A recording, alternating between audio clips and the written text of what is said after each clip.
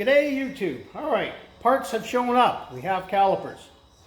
Alright, we're going to put these back in. Now, the first important thing to note is there is a left and a right. Okay, and how you can tell on this piece is the location of this pin right here on the back side. You'll notice that it's off center. That has to line up with the left and the right calipers. You can't put a right caliper on a left bracket. The same, you can't put the left bracket on the right side. Your calipers will all be upside down. Okay, so make sure you're dealing with the right one. Test it against your caliper. How you know? The bleeder has to be the highest point of the piston assembly. So your line should come in below the bleeder as you're pushing air upwards and out. So with these, okay, if you're reusing your old ones, if you didn't take these off all the way, whatever, this here is usually the cause of a lot of grief with back brake problems and front brakes for that matter as well, because it's a similar system. Okay? This part of the housing is cast iron. They get old, they get rusty. Rust builds up in here big time, and what will happen is it'll expand this slide and it'll push it down sometimes. When that happens, your pad can't freely move back and forth on here like it's supposed to, and it'll end up staying up against your rotor. All right? It'll eventually come off a bit just by rotation, but it gets really stiff and you're dealing with a lot of premature brake wear and usually some kind of noise, grinding, whatever. That's almost always the culprit. Okay, so make sure if you're reusing the old ones, clean them up really good. I've seen people put grease on these. Don't lubricate them.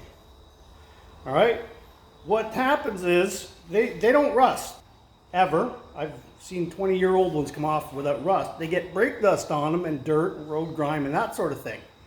If you put lubrication, oil, lithium grease, whatever, it sticks to there more. It actually causes more problem having it on there. So leave that dry. GMs have a real weird quirk, and I imagine a lot of other cars do as well. What I do here is I put one on, bottom bolt, and leave it loose so it'll hang. The reason being, I'll show you here, when you go to put your caliper on, if you have this bolted in place, you can't get your top pin in because they hit your spring. All right, so leave it loose. Assemble everything here based on one bolt. Both pins in. Don't tighten anything up yet. Then you rotate it up. Okay, the next thing that's going to go on is our pads. They're identical, doesn't matter, there's no inner or outer.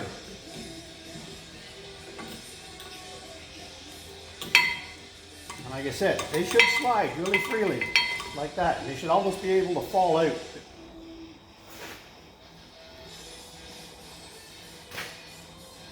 Same thing on the inside, okay? Sometimes your pistons will push forward, or if you're dealing with an older one, you got to push those pistons back. There are brake tools to do it.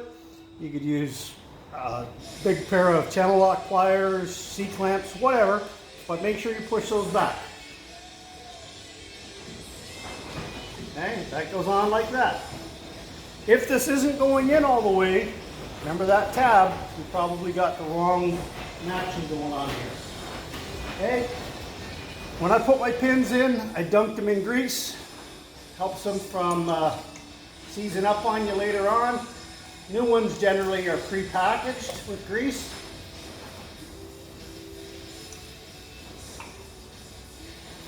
And careful of your rubber boots here. You don't want to destroy those. And again, just put it all together loose. Now that you're in place, rotate it up and start your top bolt. And usually got to wiggle it just a hair.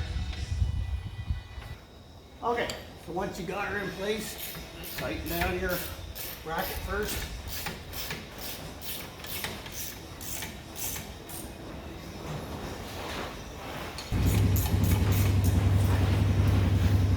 Okay, and I'm sure there's a torque spec, but who cares? Alright, and then you can tighten down your pins.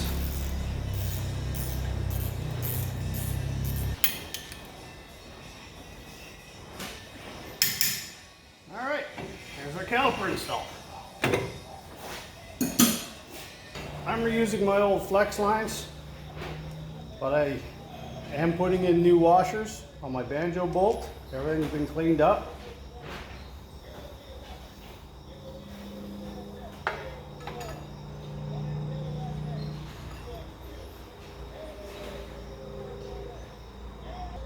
Make sure you have one washer on the outside and one on the inside.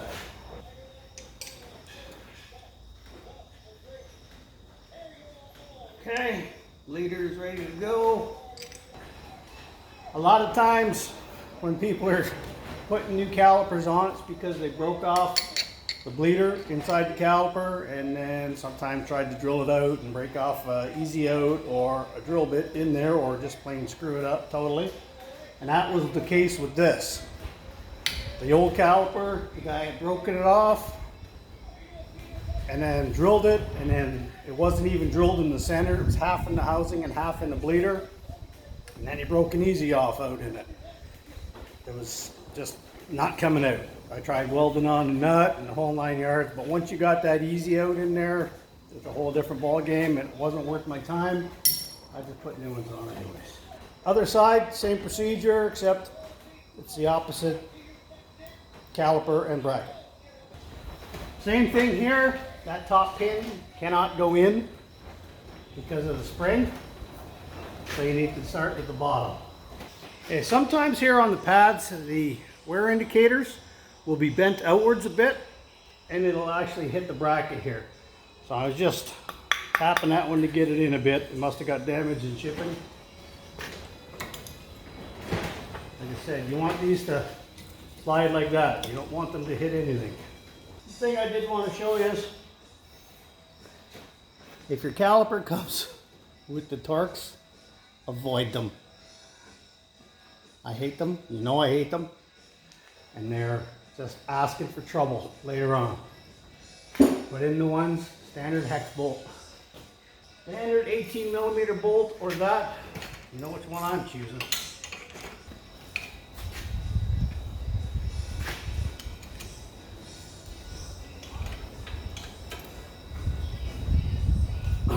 All right, driver's side's done. Same thing, one washer on the inside and one on the outside.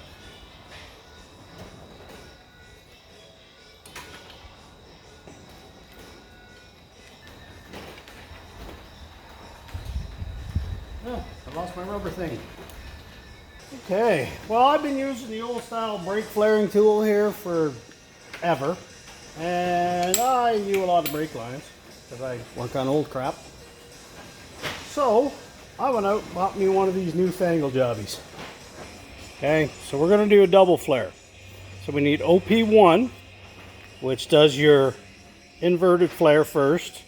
Then you go to OP2, which does your regular flare. Clamp loose. OP0 sets everything. Putting her down. 3/16 OP1. 3/16 OP2.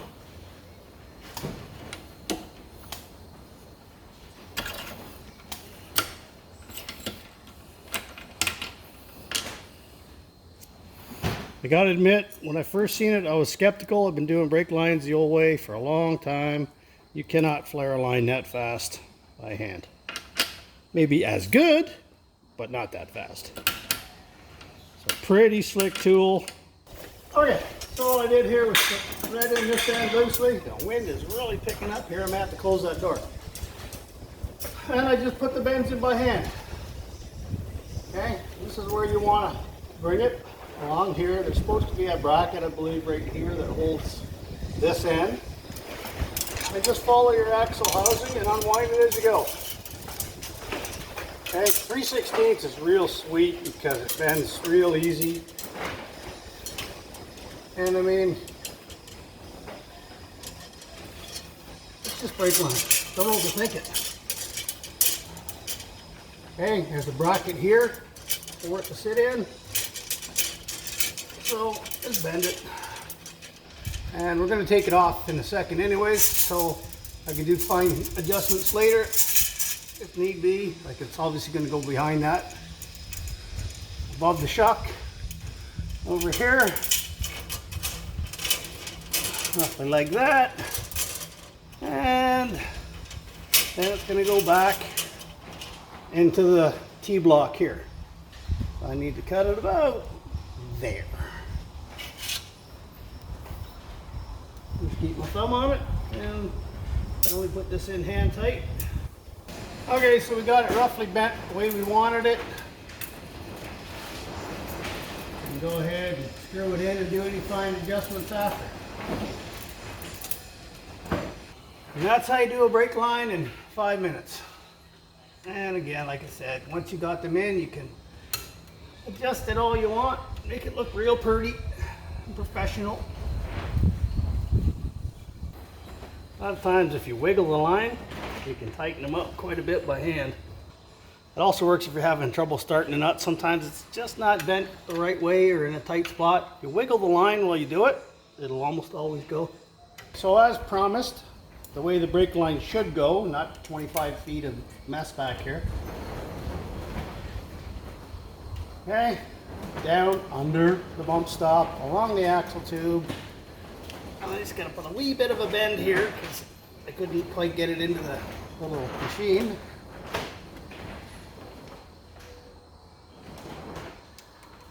And again, just wiggle it.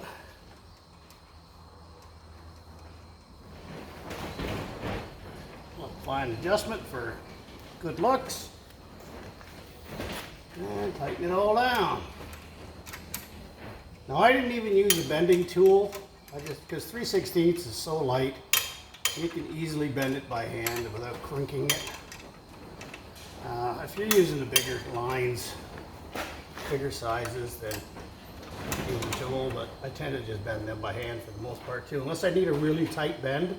But it takes longer to tighten the darn thing down than it does to make it with that new tool.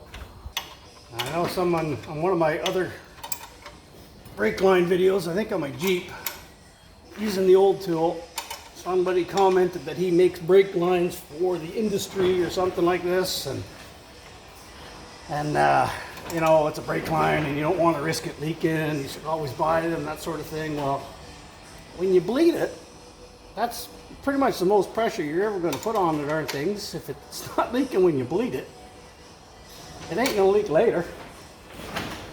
So it's perfectly safe making your own lines. Doesn't take a whole lot of technical savvy or expertise, but you want to do the right flares. Don't crimp your line, run it in a logical place, and bleed it properly.